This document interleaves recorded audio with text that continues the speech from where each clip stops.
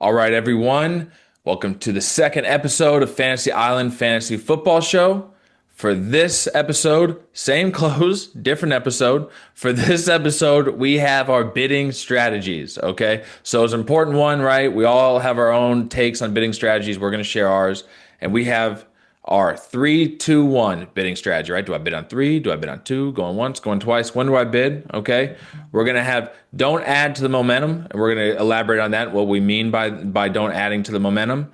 Buy your guy. Okay, so how to buy your guy cheap. We're gonna go into the strategy for that.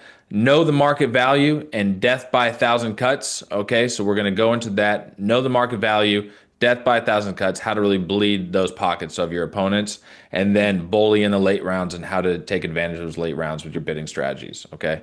So for the first one on are you bidding on going once, going twice? It depends. All right. If I want the player, I'm making it as painful as possible for the person I'm going against or people I'm going against for every goddamn second. Okay. So I'm waiting. If we're at $30 for Jonathan Taylor, and it's going once, I'm not saying 31. All right, I'm waiting. Going twice, 31. Okay, and if they quickly come back 32, that's cool. 32 going once, nope. 32 going twice, 33. Okay, it is painful. It's painful. You make them work for it. Okay, because you're about it. You got to get dirty. You got to get dirty with it. Okay. And on the flip side, if you don't want that player, I'm making it seem like I will go all fucking day and then I'm leaving them with the bag. All right. So if they're saying 31, I'm quickly 32. They're waiting 33. I'm like 34. All right. I'm making it seem like I will go to fucking 45 for this player. And whenever they come back, I'm leaving them. I'm out. Right. Throw them off. Okay. But that's the way that I handle that.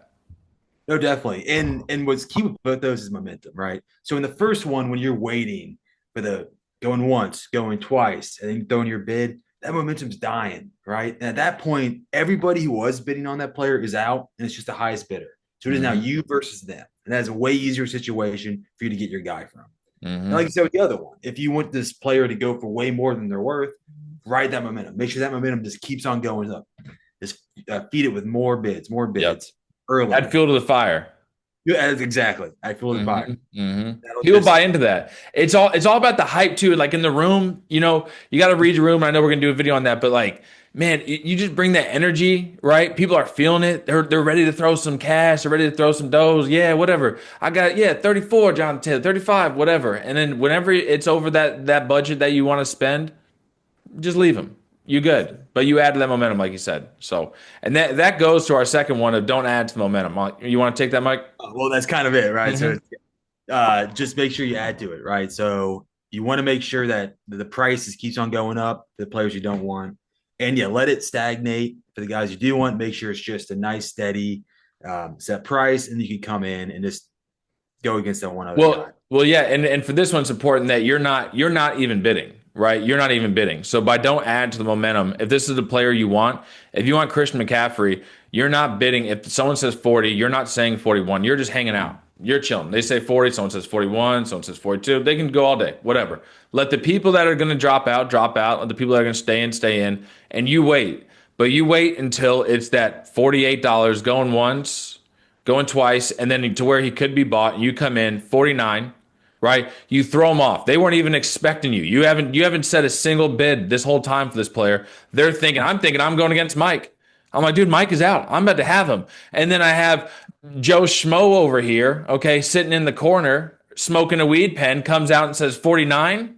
All right. No, it throws you off. Okay. So you want to throw people off, keep them on their toes. Okay. Keep them guessing. They never know what you're going to do. They never know what you're going to do. Right. But They're you putting that don't name add to that down. momentum. Yeah, they're putting that name down in the roster Mhm. as the auctioneers counting down the last seconds, and then you just said, nope, you're gonna erase that name. That player's mine. Yeah. Yeah. It's a mind fuck. It is a mind fuck. Yeah. Exactly. Dude, that's a great point. That is true. There's been times where I literally am like circling a player, like I got that player. And when someone comes in, you're right. That is like it's demoralizing. You're like, fuck. Yeah. You Oh, think you straight got up. him for a steal? Yeah, yeah, yeah, yeah. Yeah. So Build your whole team around him. Yeah, exactly. Nope. Yeah, yeah. So don't add to that momentum unless you want that player to go for higher and you're not really interested. Then add to it, right? Bring the energy. Other than that, just sit back, chill, come in at the end, get them that way. All right. The next one we have is buy your guy. Okay. So what we mean by that, and this isn't something that you're doing all the time. Okay. What we mean by that is you're coming in at much higher than where the bid is currently. All right. So if there's a player that you want, you're coming in higher. All right. So I'll give you an example. Chase Brown. All right. You think he's a $30 player and he's bidding at it's $12 going once, 13. Someone says 13. You come in at 25, right? Because you think he's a $30 player. So you just come in at 30 at 25, try to get him for $5 cheaper. If someone says 26, they say 26, that's totally fine. But again, it's all about throwing people off, and people are going to say, "Oh, like, why are you bidding 25? He's at 12. You're stupid, whatever." Right? And that's if they let you have him at 25, then you'll take him. Exactly. Yeah. Because when the bidding's at 13, 12, $13, and all of a sudden it's at 25, he looks expensive, even though he's a $30 player. So you're actually getting him $5 cheaper. So it's all about the psychology, all about getting in the head of the other bidders. And that's a great way to do it. Yeah. Yep. So you just have the huge jump, buy your player, and yeah, it really gets all the other bidders out of the way. You actually did. Mike did this a couple years ago with TJ Hawkinson. He went for $20, which was a steal. And we thought that we all literally laughed and we're like, oh, you're $20 because it was at I think $2 and you just said 20. And we were all like, oh, that's so expensive. What are you doing? Like, haha, like, yeah, put him up on the board for him. TJ Hawkinson ended up killing it that year. And the other tight ends went for higher than that. So it does work. It's all about the psychology. Absolutely. All So, yep. And then we have know your market value and death by a thousand cuts. Mike, you want to? Yeah. So what Death by a Thousand Cuts is just bidding up players throughout the auction, right? So just $1, $2. Make sure that any person who's going for their guy, they have to pay just an extra dollar, extra $2. Because just throughout the auction, if you do that and you multiply it over the auction, they're just eating up more of that capital, more of that capital. And that's less money they have in the middle and later rounds for you, so you can get your guys that you want. So that's really the key there. Yeah. But don't get greedy. That's really the big thing here. Don't get greedy with it. Know when to get out. You want the other guy to be saddled with that expensive player, not yourself. Yep. Yep. And you better fucking know. You better be certain that they're going to come over the top. Okay. If you're saying T. Higgins 30 because you're like, yep, someone's going to say 31, and you already have 4 wide receivers, and you can't afford that $30 T. Higgins, like just keep your mouth shut and let someone. If you think $29 is too low, then whatever. Then you can't afford that risk, right? Then they get a steal. You move it. You live to play another down. Right. Okay. So otherwise, if you get stuck with that, man, your draft is over and you're fucked. And you're having to trade T. Higgins for who knows what. I'm not hiring him this year. I know I'm not buying him. Okay. But no, it's a great point. And with that, though, I think they go hand in hand is knowing the market value. Okay. You have to know you obviously have dollar amounts in mind for these players and what you want to spend. Right. But you also know like the market value. And what I mean by that, and I also got this from Drew Davenport. That man is a genius when it comes to auction drafts. Okay. But know the market value. Right. So know like what the lowest amount is that you're willing to let them go for. Right. So if you think Jonathan Taylor is a $40 player. All right. But the market value, you're saying, hey, I'll let him go for 34. Right. Like 34 is the lowest amount I'll let him go for and be okay with. So if Jonathan Taylor, if it's going once, going twice at 28, death by a thousand cuts, bid them up, 29, right? Make them get there, right? But again, you have to be able to you have to be okay with being stuck with that player. If you don't have a running back, if you're not eyeing Jonathan Taylor, be like, shit, I'll take him for $29. That's totally cool with me. Then do it, right? Yeah. But if you're you know your roster, you know who you've drafted, you know if you can afford that or not, okay? And if you can, get him up. Get up there because that is $28 too cheap for JT. No, definitely. And yeah, once you have applied the strategy and robbed them of their cash for the later rounds, then you get to bully them. If you have more money than them in the late rounds, you run the board. Any player you want is yours. Mm-hmm. That's really the key here. Is you get to bully them like poker, like when you have all the chips and the other guys just have little. You get to bully them around, make them play the hands that you want them to play.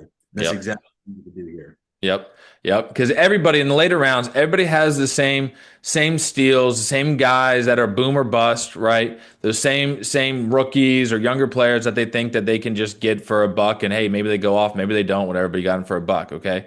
But if you've bid up these players throughout the draft, you've bled them, right? And you have more budget to spend, right? And hopefully not too much because you don't want to leave the draft with money. That's never a good thing. Don't get to take it home with you. Yeah, you don't get to take it home with you, okay? And if you're in a league that does, that's stupid, okay? If that goes to your fab money, then that's fucking stupid. We did that one year. It's idiotic. You don't do that, okay? The draft is draft. It's its own separate event, all right? But if you have more money, then again, you can buy those players because in my goal, my strategy, I want to get other players with the most potential. And if they suck, that's fine. I cut them because they're just cheap at the end, right? You just got to hope that one pans out, just one, right? Just one. Last year's lucky got J.K. and Bucky, right? Those both panned out. Ended up trading J.K. for something, but you got to get somebody and just one pan out, right? And at the end, if you can bully them, just like Mike said, you can buy your player. So great point. Oh, definitely. And like as you were saying earlier with JT, say that you did get him for $35 when you should be going for the 42s, and you don't need a running back. Well, that's still a great player that you could trade in the regular season, right? So that's still an asset you have. So you just don't want to get saddled with the bad players. But if it is coming down to it and you get stuck with a good player, you can still use that down the road. As long as it's not two quarterbacks. Okay. If you're playing in a one quarterback league, you don't want to have two fucking quarterbacks on your team. I always thought I'm going to trade them because, people need quarterbacks, right? But they know that you're fucked. They know it. So don't go bidding up on Lamar Jackson if you already got Josh Allen or Joe Burrow or somebody. Okay. Don't do that. I mean, if you got Dak Prescott for a buck and Lamar hasn't been nominated, then yeah, go ahead and buy Lamar. That's fine. Who cares, right? But other than that, absolutely. So cool. Sweet man. All right. Well, then our next video, we're gonna have the read your room, read your auction room, know your league. We're gonna dive into that. But sweet. Well, we appreciate y'all joining. We'll see you guys next time. Deal.